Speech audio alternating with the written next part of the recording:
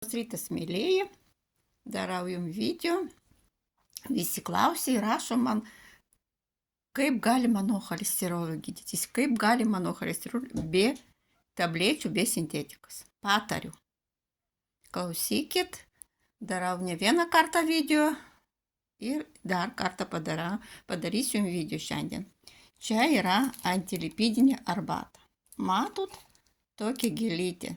Čia yra lotusas, kur normalizuoja ypač moterims skydliaukė, valo mūsų kraujagyslės, antilipidus tos mūsų išvalo iš kraujagyslės tampa švarus, normalizuoja pH mūsų žarnyno, žinokit, galima vaikams nuo 3 metų, ypač jeigu gimsta geltonas žmogelis, tai porą lašelių ir gelta praeina.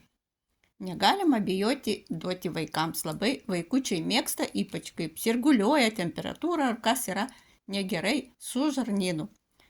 Tai ta arbata tinka visiems atvejams, žinokit, ir nuo cholesterolio ypač.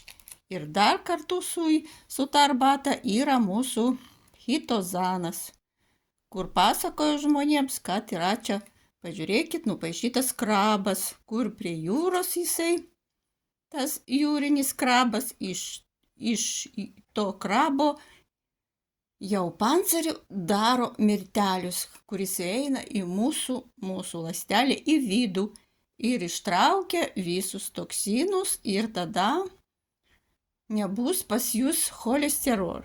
Tai kartu geriant tą arbatą ir tą chitozaną nebus pas jūs nei cholesterolio, nei spaudimo, nei viršsvorio.